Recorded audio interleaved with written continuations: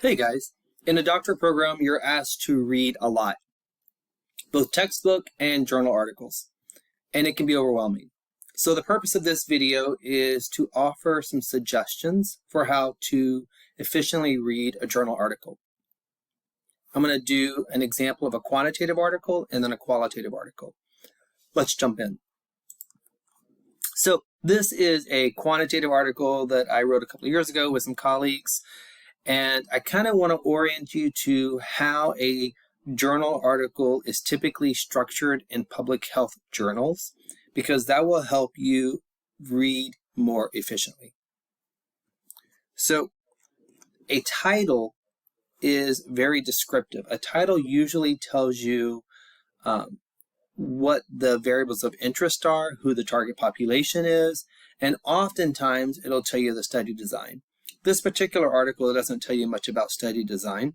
I can tell you it was a cross-sectional study, but we don't really know that from reading this. We'd have to get into the article to read it. But we do know that it is a study looking at covariates of hazardous alcohol use among sexual and gender minorities, right? So that's great. That tells us quite a bit right there. We have the highlights. So the highlights are a little bit of sort of the take-home bullets.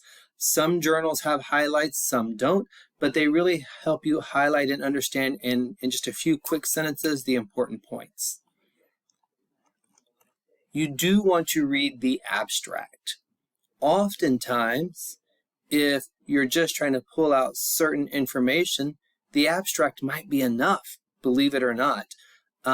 If it's something that you're very familiar with, you're just flipping through the literature, and for example, if you're trying to pull out the prevalence estimates of different variables and you're doing a very targeted search, if the authors put those essential parameter estimates inside their abstract, like you see here, that might be all you need to do, and then you can go to the next abstract.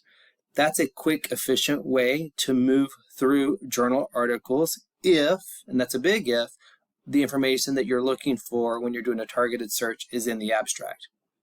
Now, oftentimes I will go beyond the abstract, and let me show you what I do. I don't usually read the introduction. The introduction to me is not that important except for the last sentence or the last paragraph. If it's a topic I know quite a bit about, I don't need the introduction because the introduction is talking about background literature that I'm already familiar with. Instead, I'm going to come down to the last paragraph of the introduction because that's where they usually have the purpose sentence. And so, for example, you can see right here, the last sentence of the last paragraph is, the purpose of this analysis was to estimate the prevalence of hazardous drinking and identify associated covariates. Great, that's what I needed to know. After that, your methods section is usually divided in 3, sometimes 4 standard sections. In this case, they have a description of the participants. That oftentimes, instead of seeing a description of the participants, you're going to see study design. And then after that, you're going to see a description of the measures. And so if you scroll down here, for example, here is a measure of adult adverse life experiences, a measure of substance use, and then you're going to see a description of the statistical analyses that were used. You can just skim that if that's something you're interested in. If you're not really interested in how the analyses were done or the measures that were used, you can skim past that. Oftentimes, I want to know what scales were used for certain items. So I might do a quick skim just to see what measures they used. After that, I don't really read the results section. I skip past the results section and I go straight to the tables because all the results are is a summary of the tables, and I can pull what I need really quick from the tables. So by looking at this, I know that there were 1,273 people in the study, and I can quickly skim the overall column and get a good understanding of who was recruited. I can look at it and know that we're comparing people with a hazardous drinking and a non-hazardous drinking score. and that we're trying to figure out where differences between these two groups might exist. And I can figure out where those differences exist just by looking at the p-values. So I know just really quickly there were differences by age, by race, ethnicity, by insurance status. There were differences in adverse life experiences overall, specifically in incarceration and in depression diagnoses. And then I know that there were some differences in opioid use, stimulant use, benzodiazepine use, marijuana use, and illicit substance use excluding marijuana. So that tells me some general information about the population. And if I wanted to get a little bit more deep, I could look at the proportional differences pretty quickly. And then usually I go down to the multivariate regression model and figure out the estimates that are really important. That's how I read a journal article, guys. Outside of that, I'll go down to the discussion section. And in the discussion section, I'll usually go to the first paragraph. So let's find the top of our discussion section. Here it is right here. So the first paragraph is usually a summary of the main findings and the author's interpretation of those findings within the existing literature. So you can see here, most findings from our study are consistent with the limited literature on the determinants of hazardous drinking.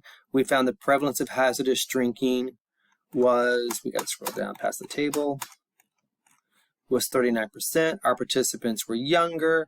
Providers of reentry services might want to develop and implement tailored interventions. Great. After that, it kind of goes into a lot of detail where the authors are placing an interpretation of their findings within the larger literature. If that's something that I'm interested in, that's great. I might read it to get a sense of what it is. Most of the times, I'm going to skip that because what I'm interested in when I'm reading a journal article oftentimes are just pulling out what were their findings. That's really all I care about. I want to know what was the study, what was the purpose of the paper, what was the study design, the primary measure used, and what were the findings. If I can extract that information, that's usually all I need, and I can skip the text. All right, that's a quant paper. Sometimes it is interesting to go to the very end and just see what implications they say for research, policy, or practice. If I'm interested in that, I may take a moment to look at that at the end. But really, what I'm paying attention to is the last sentence of the introduction, the measures that they use, the study design, and then their findings. And I get that findings out of the table. A qualitative paper is similar. A qualitative paper, same thing. I'll start off by reading the abstract. And here in a qual paper, I'm usually looking for what were the primary themes that they found. And so if I can get that from the abstract, that's great. Usually with a qual paper, I find that I can't get away with just the abstracts because it's not usually enough nuance and enough information. And so I have to go a little bit more deeper. Again, if I'm familiar with the topic area, by the way, this is a paper written by one of your colleagues. He's a doctoral student that I advise. This is a paper on oropharyngeal cancer. Say that 5 times fast. But if you look down here, same thing, last paragraph, it tells you the purpose of the paper. So the purpose of this study was to understand how healthcare workers in 2 U.S. cities use visual inspection of oral cavity, specifically the oropharynx, in gay-bi men for early detection of oropharyngeal cancer. Great. So then they have same thing. They have the methods. They have a description of the measures, which in qualitative work is usually a description of the interview guide, and then their analysis. So great. In the results section, sometimes in a qualitative paper, the first paragraph will be a description of the participants. Other times you'll see something like this where they put the table, the participant characteristics table. So that's just sort of interesting just so you know who it is. After that, in a qual paper, you're going to find the main themes, and you can quickly skim through and look at what were the main themes and what was it that they were saying about the main themes. So this, for example, is the most important paragraph to me, because if the main theme is treating patients the same, what does that mean to me, right? I care oftentimes less about the actual quote and more about the author's interpretation of that quote. What does it mean for that theme? So this quote illustrates a sentiment shared by many of the participants from all professions that providing uniform services to all patients, ensuring everyone receives equal treatment was best practice. And then it kind of goes on, right? This fact led one participant to report they believed all patients should receive the same oropharyngeal cancer prevention services. Great. So I'm going to skim through and I'll pull out the main themes and get the author's interpretation of each of those themes. That's what I'm looking for in a qual paper. So I'm going to pull that out, and then I may or may not pay attention to the discussion. Oftentimes I'll read the first paragraph of the discussion just to see like what they thought was most important and how it related to the larger literature. And then that's it. I might scroll down again to the very end just to see what their take-home message was. But I'm going to go through it really quickly. I'm not going to usually pay a lot of time on a quant or a qual paper to the introduction or the discussion. Other than, like I said, the last paragraph of the intro, skim really quickly the measures, pay attention if it's a quant paper to the tables, if it's a qual paper to the themes, and then perhaps the first and last paragraph of the discussion, just give that a quick skim. That's it. I hope this is helpful. If you have any more questions, we can talk about it in class.